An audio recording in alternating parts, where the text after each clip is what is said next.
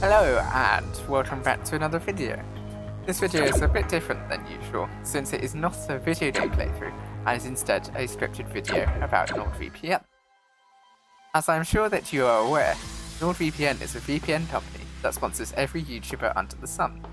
They ran into some trouble when they did very little about a security breach that they had, only making a statement about it when another group found out about it and reported on it. So in this video I want to explain my feelings on NordVPN, them sponsoring many smaller YouTubers, and on VPNs in general. As I mentioned, NordVPN seems to throw money at any YouTuber who will accept it, which I am not saying anything against those YouTubers. In fact, you should go check them out. Although this is never a good sign, because any company that throws this much money around clearly has another agenda, which I will touch on shortly. Whatever you think goes on with companies, no company gives away that much money if it does not benefit them. It's simple business. Yes, in some cases, businesses will give away money to charity to reduce their profit margins, which again benefits them. But this is not even that. Additionally, when NordVPN sponsors a YouTuber, often they give a deal of 70% off a 3-year subscription to new customers from that YouTuber, which just adds to this idea of ulterior motives and how can they afford it. Well, there is the obvious method, which is that the YouTuber advertises and endorses using them, so more people will sign up and therefore pay NordVPN money. However, especially with the discount, I suspect it does not provide that much money to NordVPN compared to the money they spent, although it does add up over 3 years. It may or may not surprise you to know that NordVPN, like many other popular VPN companies, has come to be owned by a data mining company. This is probably due to the sheer amount of data that passes through VPNs these days. In the case of NordVPN, it is Tesonet, which is a known data mining company, but apparently has a lot of other facets as well. This means that there is a good chance, albeit not guaranteed, that Tesonet are mining the data that goes through NordVPN, since they own them. This would explain how NordVPN actually makes their money. I will once again reiterate, however, as I am not saying that they do spy on and mine your data, I'm just saying that it is certainly a possibility. So now we get to the elephant in the room, the security breach.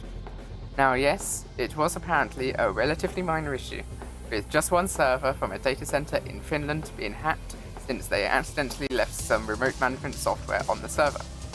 This may have not actually exposed any user data directly, since they just got a temporary key to open a fake server where they could steal users' data from, but which you'd have to connect to directly. However, we do not know the full extent of the issue, including if other servers were affected similarly, because NordVPN have covered the issue up. This should be of huge concern to their users and YouTubers promoting them, since we do not know the extent of the issues within NordVPN, or if they have been hacked again before or since that incident, due to them not even reporting it in the first place, and then covering up the extent of it when it did inevitably come out. Instead, they continue to throw money at the problem, then they flying at any YouTuber who will take it, in order to water down the incident in the public image, and sell their brand to those who may not even know of it. Now I shall move on to explain my feelings on VPNs in general. Many VPNs will have you think that they are more secure than browsing the internet without them, since they use military-grade encryption. Well, newsflash, so does any HTTPS website. S stands for secure.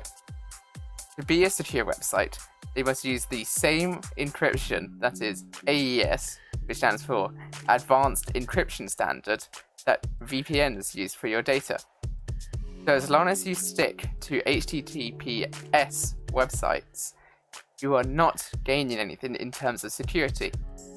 Additionally, they are not infallible. Yes, in general they are more secure, but nothing is infallible. Building on the last point, this simply is not true.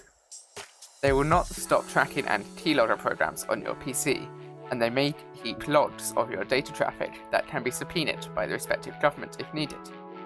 They also do not stop other companies tracking personal data that you put online that ends up on their servers and is no longer under yours or the VPN's control. This includes using a Google or similar account, which is why private browsing is recommended when using a VPN. Also, a skilled enough hacker can break the encryption to follow your data through the VPN, but you'd have to be specifically targeted by them. This is straight up a falsehood. Many do, of course, keep logs for basic server management and to enable them to expand their service in the most effective way. However, if they don't, then they are indistinguishable from one that has been hacked or otherwise compromised by an employee or the government. This is, nevertheless, unlikely, and I don't want to cause alarm about the possibility, though it does exist. It is often a matter of what they keep and for how long. I suggest that you read through the VPN's terms of service to see what they say there before committing to a VPN. You may also find some third-party data mining there as well in some cases. In addition, whenever you browse the internet, your IP address, which yes, is generally hidden by the VPN, it is there and is probably logged by the VPN company, along with your internet connection logs, that is the device you're using and for how long. Your browsing history is also discoverable.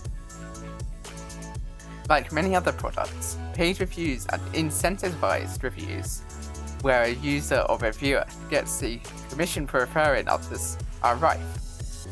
This means that, as with other products, you need to read a lot of reviews of VPNs to even get a general idea of how good they are, or I will later mention a couple of VPNs with good reputations as of the upload of this video. Another idea that is simply not true. Without a VPN, your ISP can only see the domain names that you are connecting to, not the content or physical data being sent, particularly as long as you're using secure websites. Because again, that data is encrypted in just the same way, which means that only you, and if necessary, the website that you are connecting to, can see the actual data. And the same applies to modern iOS and Android apps. They too are encrypted in the same way. I have, by this point, already mentioned most of the reasons not to get VPNs, so I shall simply summarize them here. They are not more secure for HTTPS websites, which all websites that you share personal information on should be. Some may actively sell your data, as many VPNs have come to be owned by data mining companies. Free ones are not as good as paid for ones, and are much more likely to sell your data. They are not completely secure. Nothing is. Like anything, they can be hacked. Often, these security breaches are not disclosed or handled well, as with NordVPN. Nor are they completely anonymous, since they may log your data themselves and do not prevent websites seeing personal information. Some major streaming companies block many VPNs because they allow you to access region-locked content, though many VPNs are able to bypass this restriction. Your VPN connection can drop suddenly, eliminating all the benefits of using a VPN. So make sure that you use a VPN with an internet kill switch that automatically shuts off your internet connection if you become disconnected from it. And, of course, the simplest one. Good ones cost money. And now for some particular points about why not to get VPNs.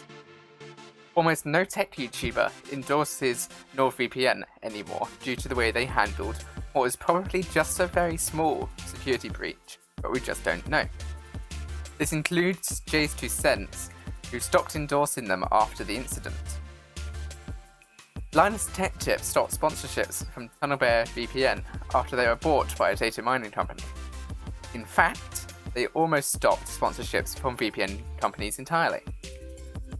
After stopping sponsorships from VPN, They later got sponsorships from Private Internet Access, PIA. Then, with all of the backlash about VPN companies, Linus had a long conversation with PIA, asking questions from the community about them, which they answered. Linus then took a vote to the viewers, asking whether or not they should continue accepting sponsorships from them, and it was decided that they should. Now, for some reasons to get VPNs. They hide your IP address, and so when combined with private browsing, they can make you almost completely anonymous online, of course excluding any personal information that you share with websites. They encrypt traffic between you and unsecured websites, messaging apps, and voice over IP calls, and thus provides additional protection when on public Wi-Fi. They enable you to access geo-restricted content by making it appear as if you are in that region. They can also be used to better connect to game servers in other countries or in your native one when you go on holiday. Plus, you can possibly increase your connection speed. They can give you better rates on travel as you appear to be from a different country that may have subsidized shopping and traveling. They enable you to bypass government censorship and browse the web normally if, for example, you visit China. They hide the domains that you visit from your organization and your ISP. They enable you to play LAN-only games over the internet, provided that you and your friends are using the same VPN. Here, you can see a summary of each of the pros and cons that I have mentioned.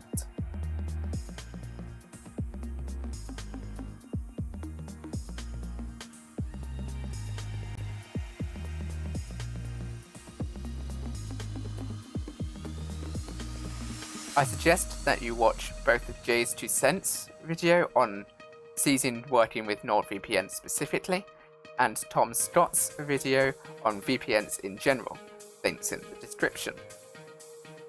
Now the decision is up to you. Watch the videos, look at the information, do some more research yourself, decide whether you need a VPN, and if so, which VPN to use. It is up to you how you use the internet and where you place your data. As usual, be sure to like, comment and subscribe if you wish, but most importantly, have a lovely day.